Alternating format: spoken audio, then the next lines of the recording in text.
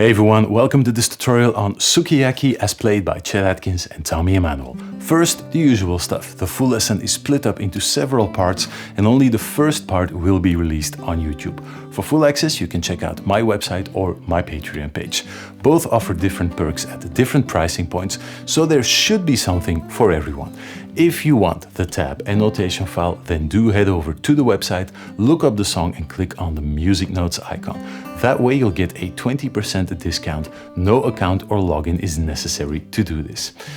Now, first I want to thank someone, and that is Eric, one of my top tier patrons, as he brought this tune to the table. And every single aspiring thumb picker among you is going to be grateful that he did. Sukiyaki is a very uplifting and positive song and was released first in the 60s by a Japanese crooner by the name of Sakamoto Q. Apologies to all the Japanese people if I butchered that name. Chet Atkins arranged it for solo acoustic guitar, and that is what the first part of the lesson is going to be about. Then Tommy Emmanuel did his thing with this song as well, and believe it or not, he actually made things easier this time. In part 2, we look at how he optimized this arrangement and how he put his own spin on things. Now, this song was new for me, but it went straight to #1 when it comes to songs that novice thumb pick players should learn. After getting the basic thumb pick motion down, this is now going to be one of the first songs I will always suggest. It sounds great and it is easier to play than Baby's Coming Home or Chaplin in New Shoes. Both songs that I, up to this point, always put forward when people asked me what they should practice after getting the starter drills down. So no more delays, straight to work. Okay, let's get things moving then. The guitar is in standard tuning and I'm using a thumb pick. Tommy's using a thumb pick, Chet is using a thumb pick, but you don't have to. It's not a fast song, it's perfectly possible to play the whole arrangement without a thumb pick. It will sound fine. Now, there's no intro, so I'm going to dive straight into verse 1, and verse 1 is the arrangement that Chet made without all of the optimization that Tommy did. So this is verse 1. Let me show you what you're up against. Here we go.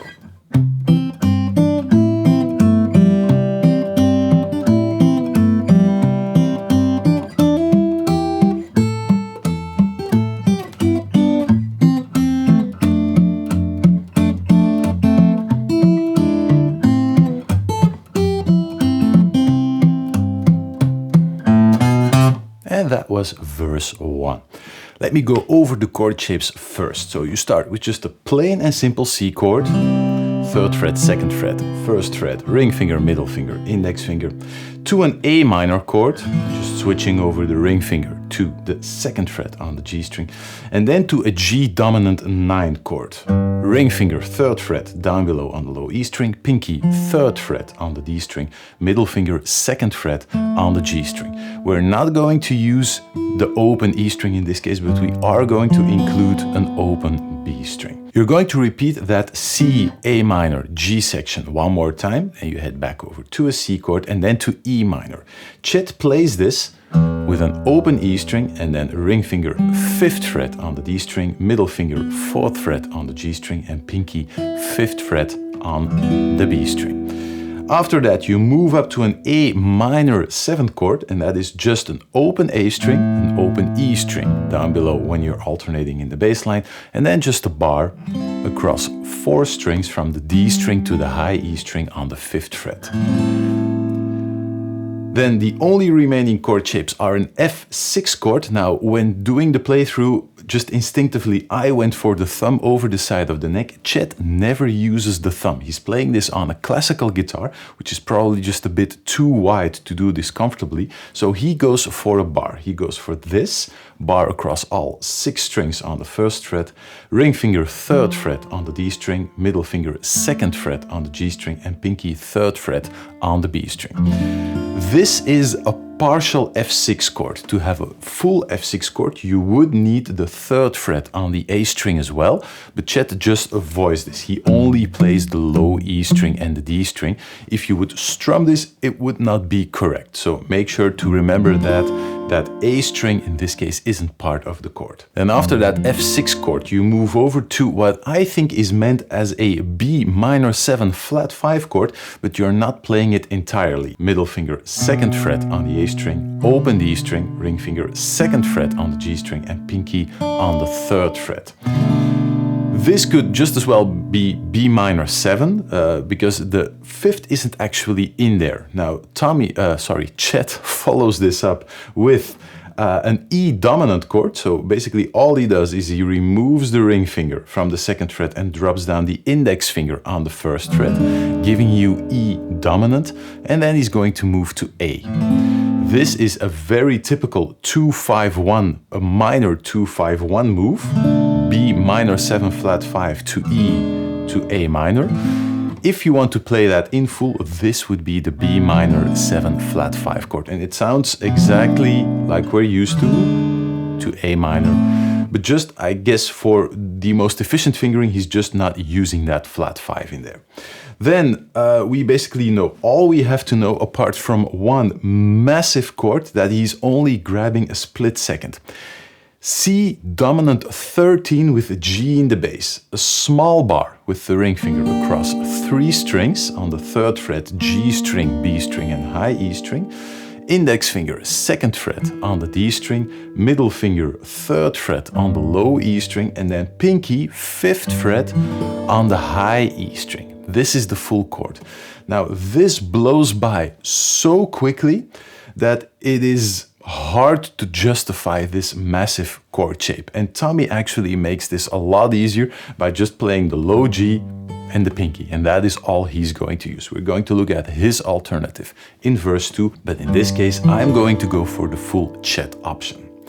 And then we round things out with F. Again, I'm going to use the thumb over the side of the neck. You could just as well use a bar. To F with G in the bass, ring finger 3rd fret, low E string, pinky 3rd fret, D string, middle finger 2nd fret, G string, index finger 1st fret, B string, and ending back up on a C chord, and that is the end of verse 1.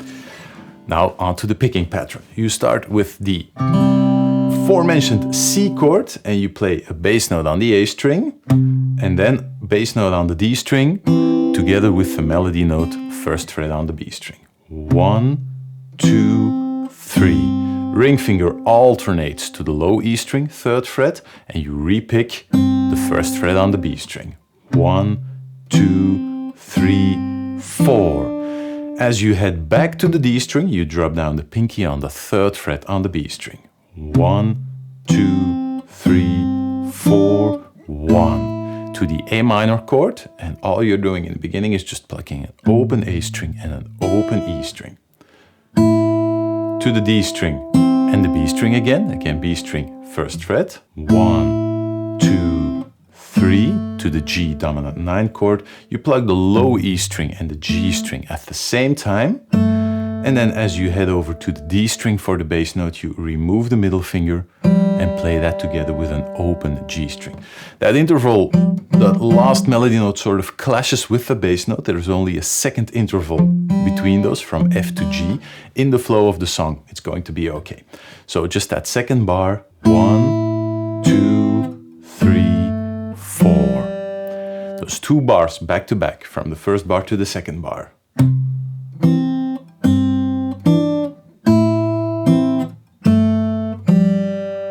And the next 2 bars, the same thing, we're going to add one variation.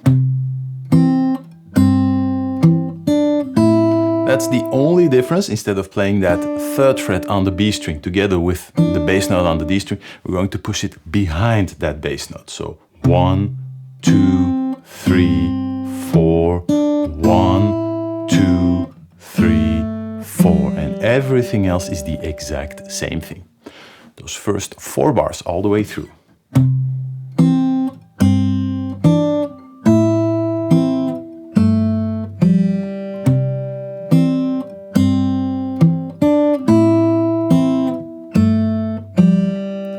Back to a C chord. Now you can tell that I'm making a concentrated effort to have that G string ring out as I switch back to the C chord.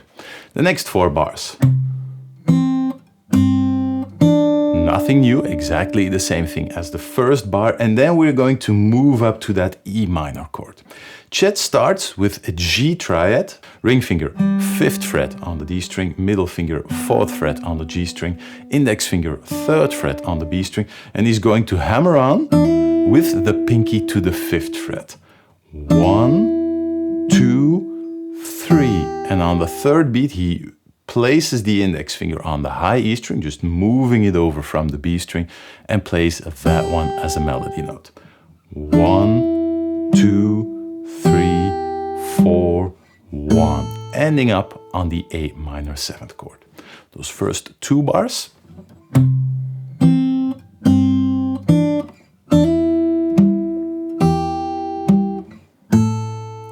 And in that previous bar, before I forget, the bass part is always E string, D string. 1, 2, 3, 4, 1.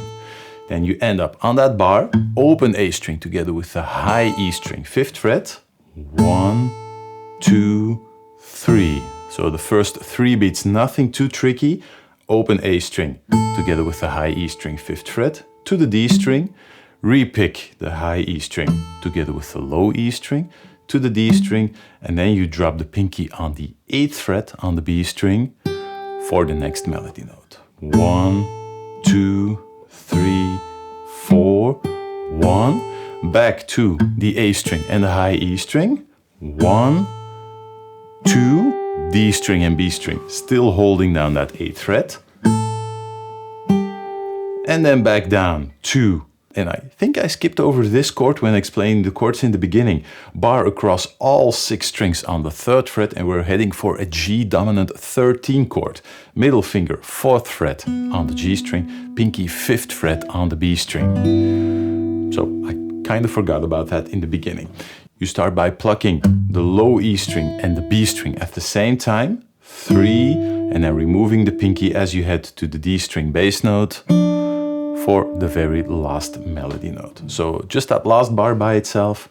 1, 2, 3, 4. And Chet makes sure that he moves down that pinky from the 8th fret to the 5th fret. So he's not changing around any other fingerings from the 8th fret on the B string all the way down to the 5th fret on the B string. So that is the most efficient fingering. Just that section on the A minor chord. 1, 2, 3, 4, 1, 2, 3, 4, 1. And then you're going to end up in an A minor chord. Before we do that, those last 4 bars, one more time.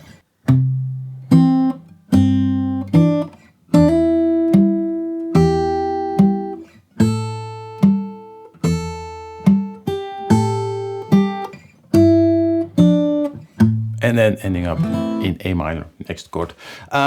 Those first 8 bars all the way through.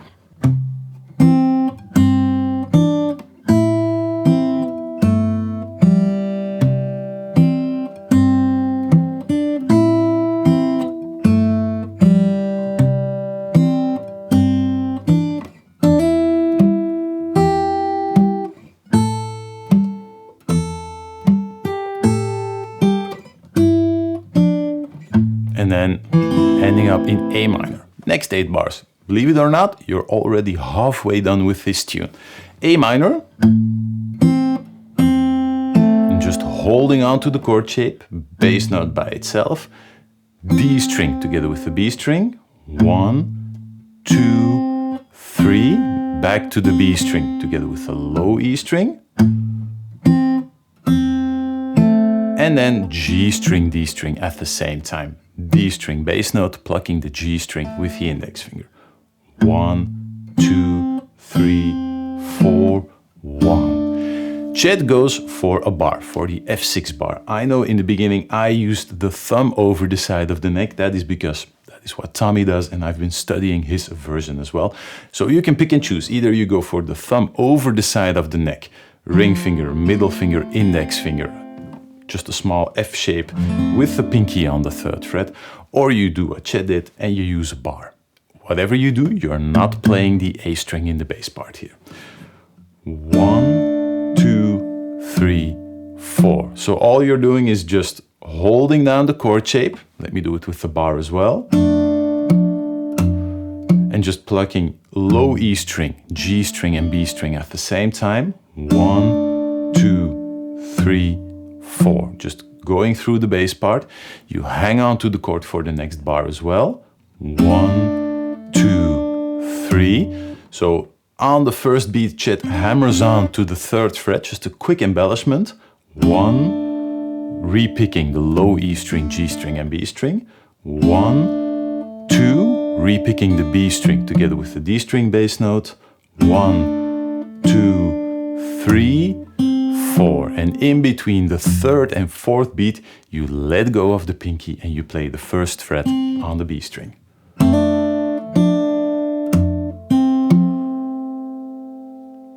Before we continue, let me do that with the thumb over the side of the neck as well. And then we end up in that B minor 7, I think flat 5 chord. You start by playing just the bass note on the A string, 2nd fret, and then an open E string on top before alternating to the open D string. 1, 2, 3. On the 3rd beat, you pluck the G string, 1st fret, B string, 3rd fret, together with the open E string and one more bass note on the open D string. 1, 2, 3, 4, 1, and back to an A minor chord. In this case, it makes a little less sense to do it by 2 bars, so I'm just going to play those 4 bars all the way through, starting on the A minor chord.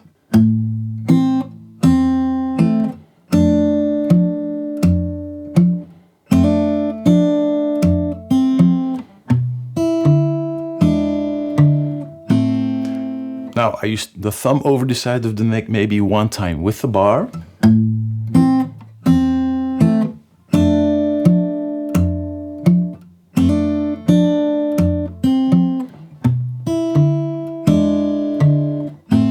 To the A minor chord, which is the next bar, last 4 bars of the 1st verse.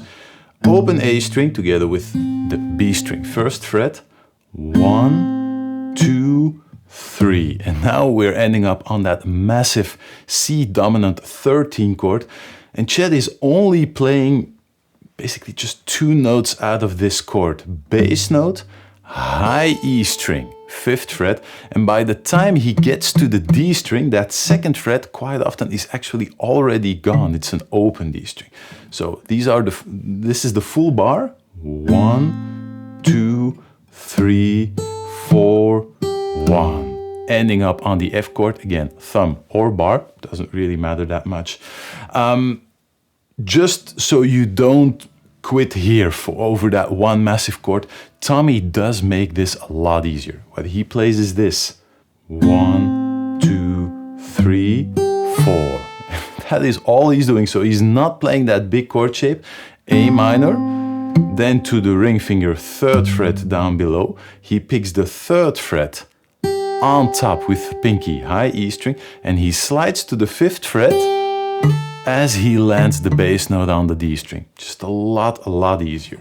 1, 2, 3, 4, 1. And then he lands back on the same F chord, index finger or thumb. You can take either option, but it's a lot easier than what Chet is playing. Just for the sake of being consistent, I'm going to stick to Chet's version here. So I'm going to go for that big chord. You don't have to. You can go for the alternative straight away.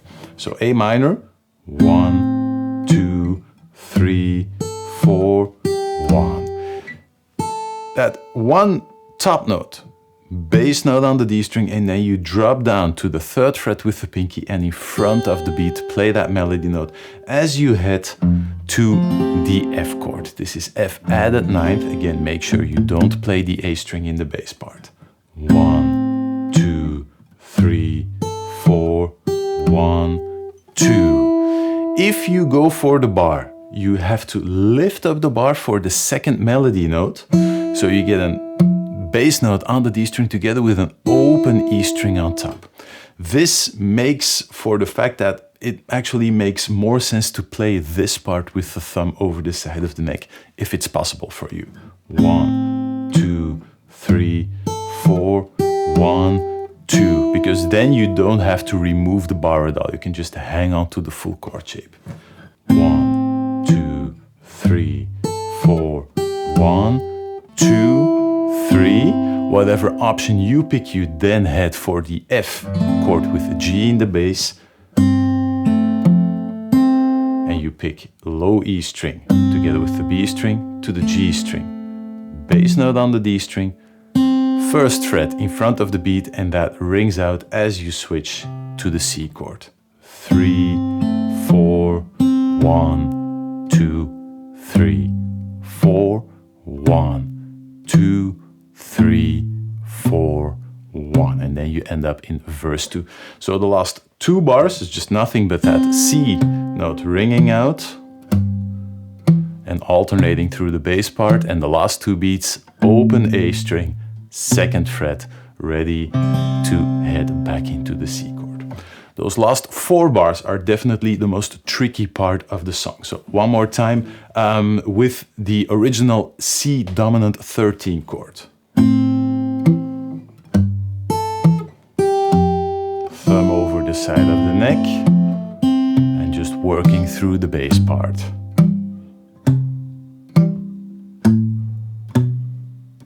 Maybe one time the exact same thing with the bar on the F chord. Lifting up the bar. And you see everything else is pretty easy, but you see lifting up the bar and then switching over to that F over G chord, that is quite a tricky shift as well. And now maybe one time with Tommy's alternative, which is a lot easier to play.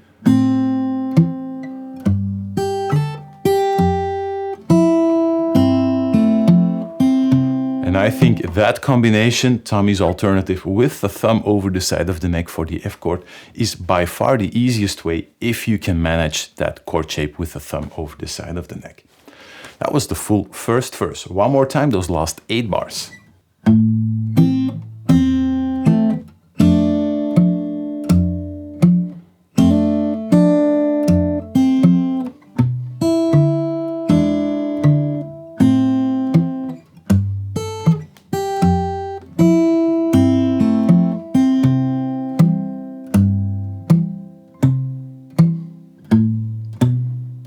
And ready to start verse 2.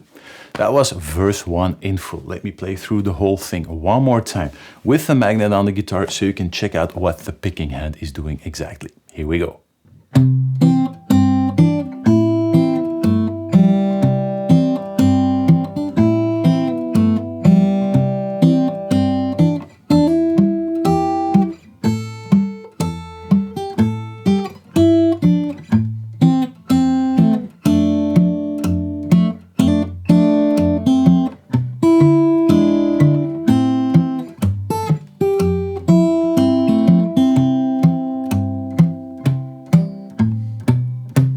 And that was verse 1. I'm going to close down the first part of the tutorial here. In part 2, we're going to look at how Tommy Emmanuel optimizes this arrangement. And I think for once he does make things easier.